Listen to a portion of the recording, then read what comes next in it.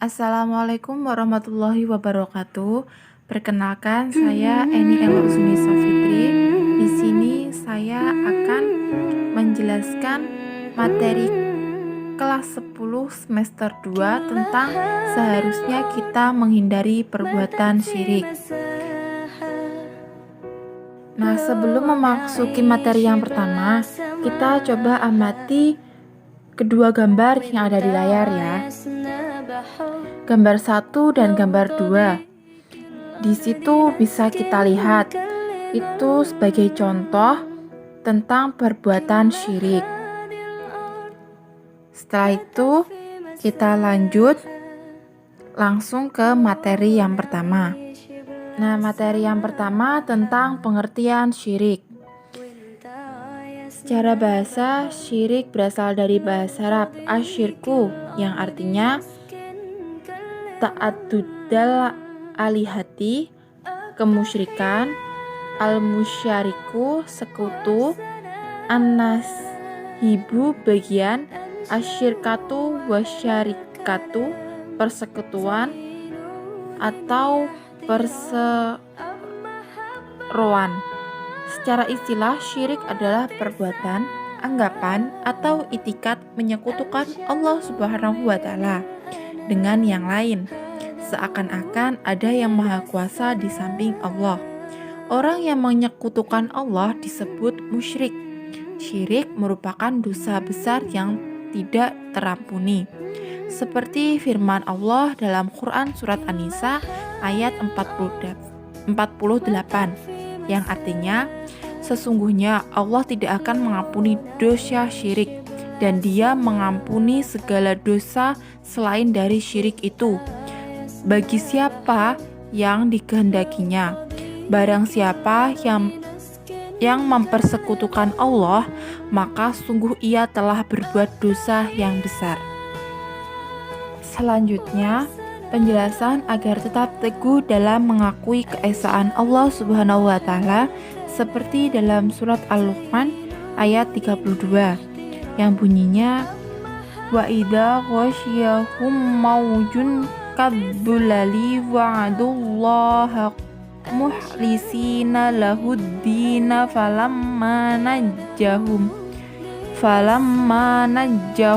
ilal barri faminhum muqtasid wa ma yajhadu bi ayatina illa kullu khattarin kafur, yang artinya, dan apabila mereka dilamun ombak yang besar seperti gunung, mereka menyeru Allah dengan memurnikan ketaatan kepadanya. Maka tatkala Allah menyelamatkan mereka sampai di daratan, lalu sebagian mereka tetap menempuh jalan yang lurus dan tidak ada yang mengingkari ayat-ayat Kami selain orang-orang yang tidak setia lagi ingkar. Quran Surat Luqman ayat 32. Selanjutnya untuk materi yang kedua tentang macam-macam syirik. Syirik terbagi menjadi dua macam. Yang pertama syirik akbar atau syirik besar, dan yang kedua syirik asghar atau syirik kecil.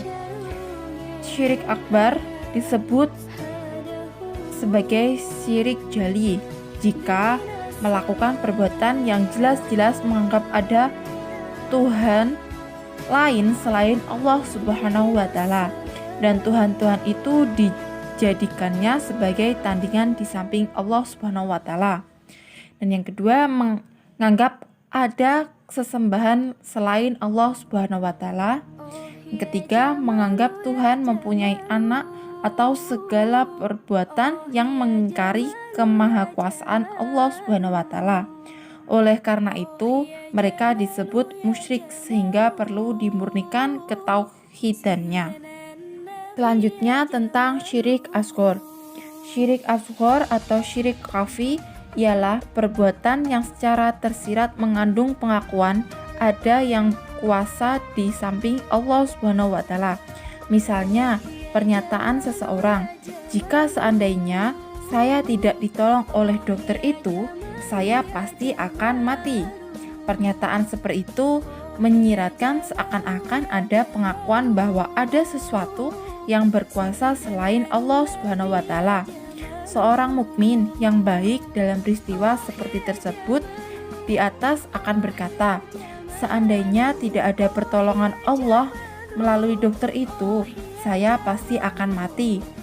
Dalam salah satu hadis Nabi yang terdapat pada Musnad Ahmad bin Hanbal dikatakan bahwa salah satu contoh syirik khafi ialah seseorang yang dalam mengerjakan suatu perbuatan ada maksud untuk dipuji oleh orang lain atau riya.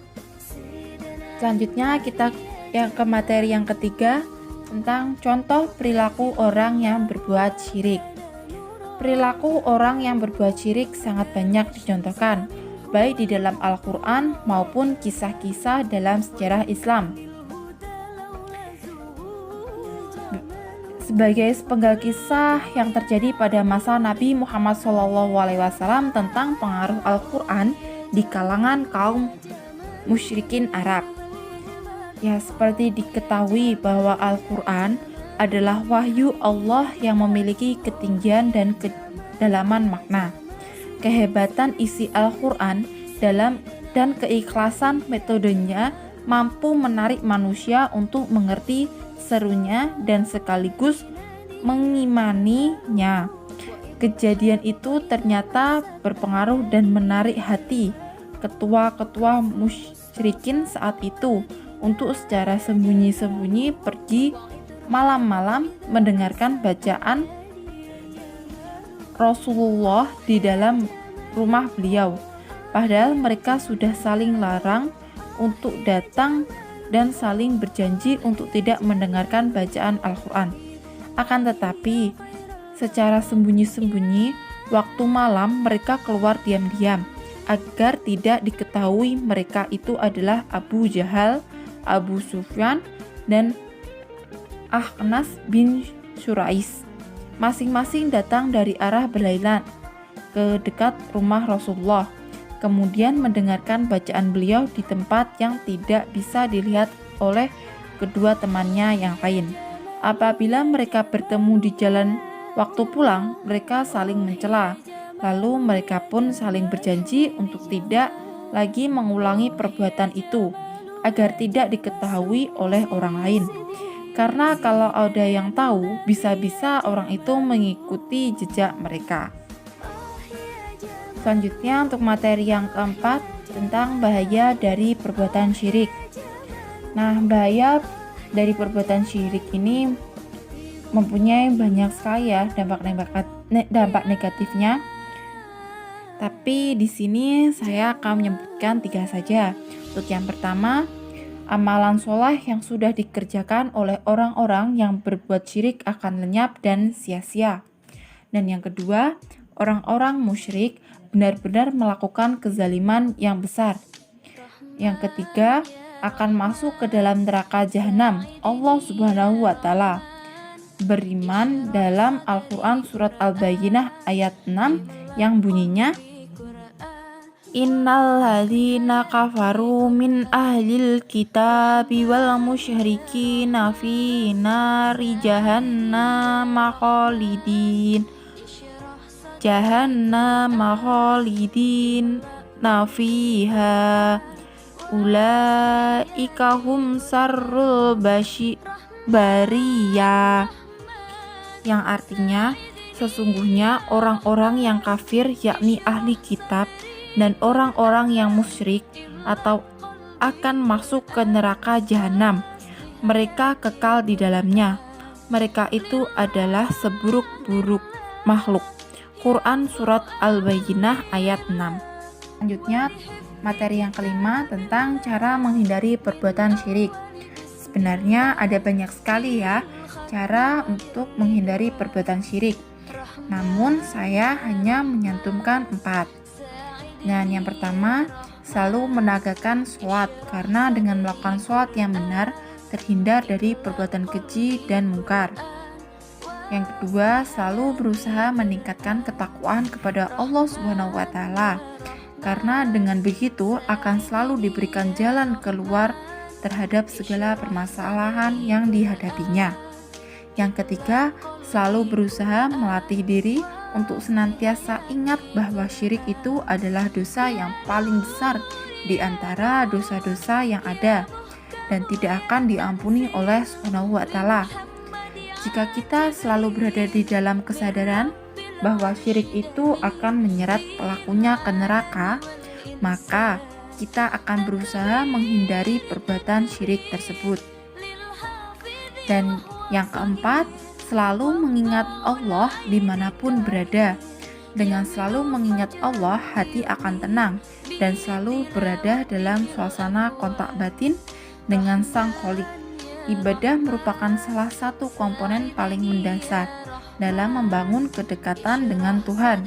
Semakin banyak melakukan ibadah, semakin terbuka kesempatan untuk bisa dekat dengan Tuhan. Nah, itu tadi sedikit penjelasan paparan dari saya tentang seharusnya kita menghindari perbuatan syirik. Nah, terima kasih sudah menyimak. Sekian dan terima kasih. Saya ucapkan wassalamualaikum warahmatullahi wabarakatuh.